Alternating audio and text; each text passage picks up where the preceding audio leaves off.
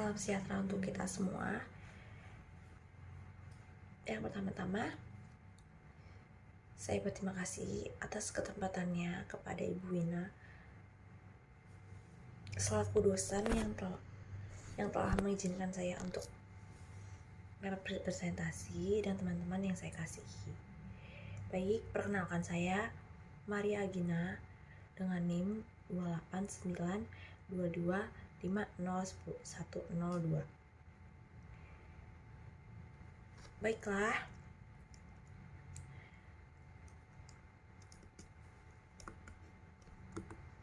sebelum saya melakukan presentasi ini, saya akan menerangkan sedikit tentang sistem manajemen logistik atau supply chain management.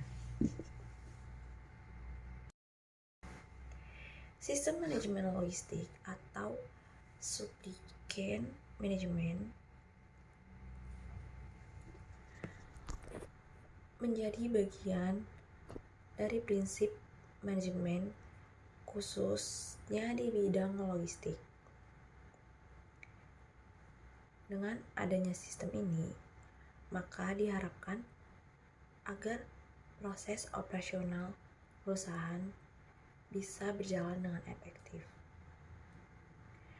Manajemen logistik sendiri pada dasarnya merupakan bagian dari upaya supply chain manajemen yang memiliki peran terutama khususnya dalam melaksanakan proses perencanaan dan pelaksanaan serta pengendalian, penyimpanan, dan kontribusi produk barang. Next, ada beberapa tujuan sistem manajemen logistik. Di sini dapat kita lihat ada 3 tujuan. Yang pertama, mencapai target perusahaan. Pada dasarnya, sistem manajemen logistik yang dijalankan oleh suatu perusahaan memiliki tujuan tersendiri. Adapun tujuan umum dari sistem yang digunakan dalam menjalankan manajemen logistik ini adalah untuk membantu perusahaan dalam mencapai target atau tujuan atau sasaran.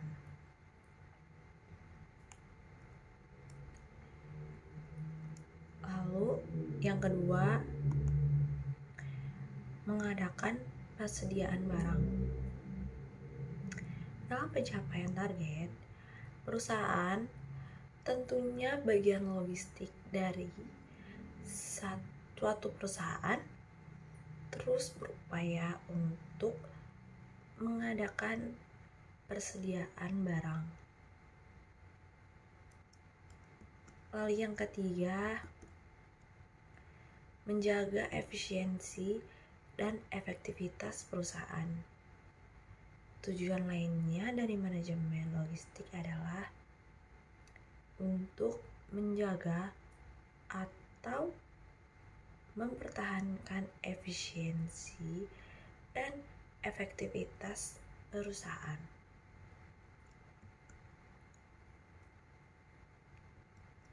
Oke, selanjutnya fungsi dari sistem manajemen logistik. Di sini terdapat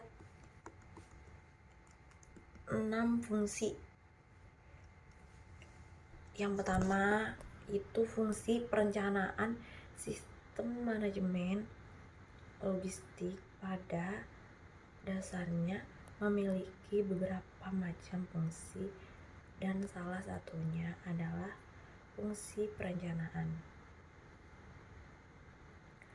Lalu kedua, fungsi penganggaran seperti yang telah disampaikan sebelumnya. bahwa sistem yang ada pada manajemen logistik haruslah bisa memperhatikan anggaran.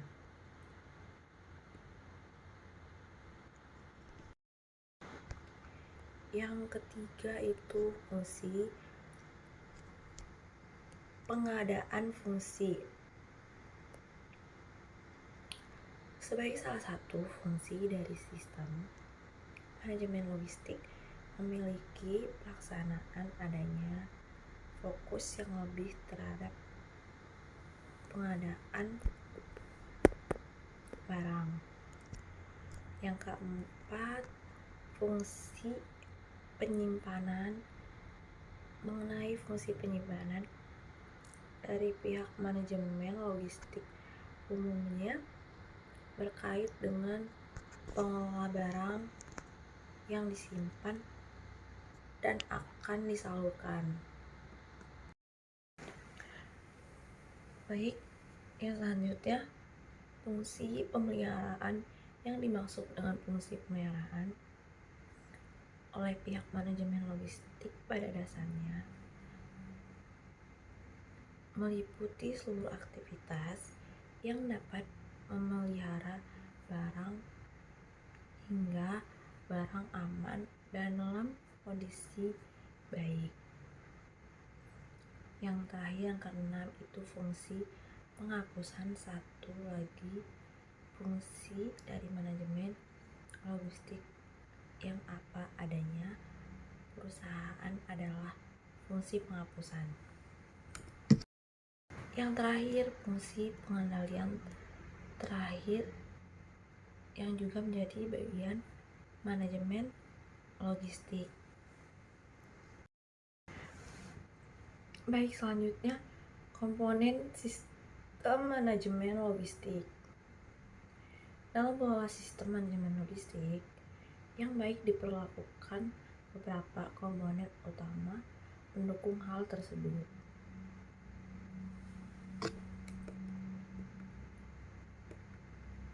Itu ada 5 komponen. Yang pertama, jaringan fasilitas seluruh aktivitas logistik tentunya dapat berjalan dengan baik jika di dalamnya terdapat komponen yang dapat mendukungnya. Misalnya saja seperti jaringan fasilitas yang menjadi salah satu komponen bagi manajemen logistik. Selanjutnya, yang kedua, layanan transport. Selain itu, terdapat pula komponen transportasi yang sudah pasti diperlukan dengan tujuan sebagai media atau alat pengangkutan barang. Yang ketiga, pengadaan materi komponen lainnya dari manajemen logistik yang turut berpengaruh pada kinerja sistem dari manajemen logistik itu sendiri adalah pengadaan material. Yang keempat, proses komunikasi. Hal lain yang juga menjadi komponen dalam manajemen logistik adalah proses komunikasi yang sudah pasti merupakan aktivitas yang tak bisa dipisahkan dari suatu sistem logistik. Yang kelima, yaitu penyimpanan. Selanjutnya, ada pula komponen lainnya yang juga perlu diketahui adalah komponen penyimpanan yang tak kalah pentingnya dari komponen logistik lainnya. Selanjutnya, manfaat manajemen logistik. Manfaat dari manajemen logistik bisa diterima oleh para penggunanya. Berikut beberapa manfaat manajemen logistik yang mungkin meningkatkan kualitas dari usaha. Di sini ada 5. Yang pertama, persediaan. Persediaan dari suatu barang akan selalu terpenuhi dengan baik karena dalam manajemen ini biasanya akan dilakukan proses pengecekan adanya barang yang masuk dan juga barang yang keluar.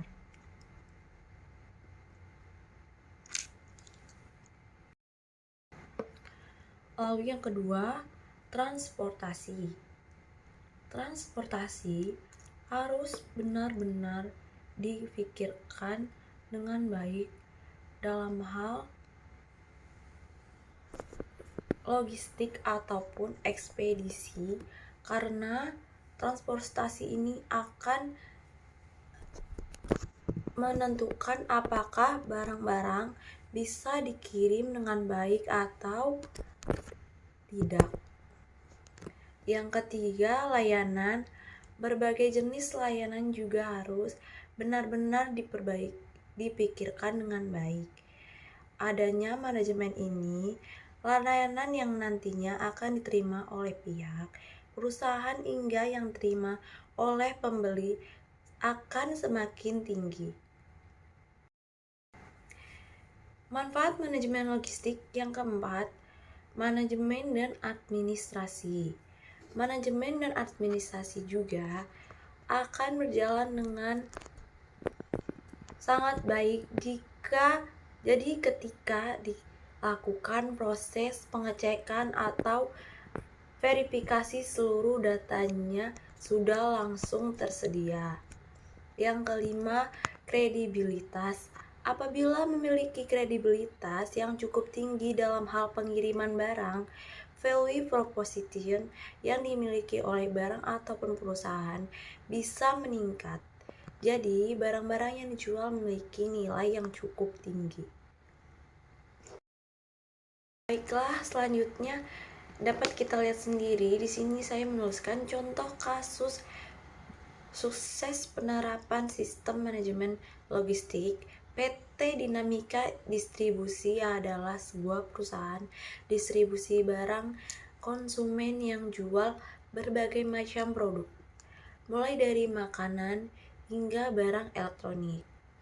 Mereka memiliki dari 50 truk distribusi yang setiap harinya melakukan pengiriman barang ke ratusan toko di seluruh Indonesia. Namun, PT Dinamika Distribusi menghadapi masalah besar dalam pengelolaan logistiknya. Mereka seringkali mengalami penundaan dalam pengiriman, stok yang berlebihan di gudang, dan sulitnya melacak posisi truk distribusi secara real time.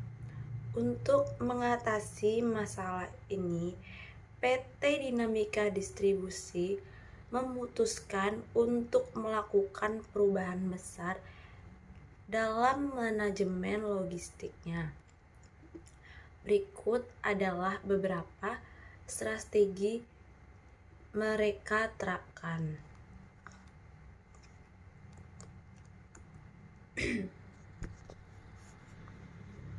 Yang pertama, sistem manajemen gudang atau WMS.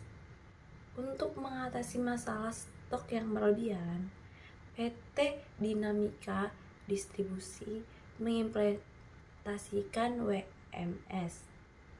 Yang kedua, Fleet Management System atau FMS, untuk melacak posisi truk distribusi secara real time dan menerapkan rute pengiriman yang efisien PT.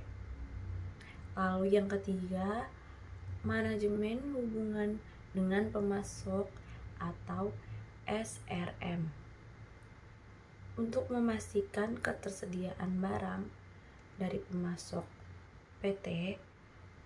Dengan penerapan strategi ini, PT Dinamika Distribusi berhasil mengatasi masalah. Mereka dalam manajemen logistik. Baik, selanjutnya di sini ada 5 komponen utama dari manajemen logistik.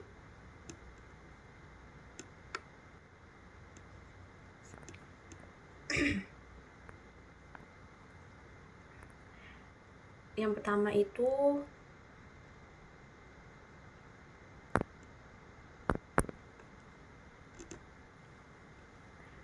penerapan sistem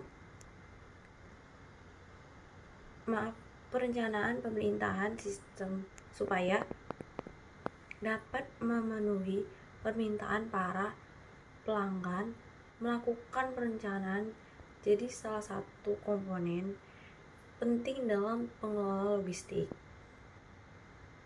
Yang kedua, penyimpanan bahan baku pemerintahan barang di pasar tidak bisa diprediksi. Maka dari itu, penting bagi sebuah perusahaan untuk memiliki persediaan di dalam gudang.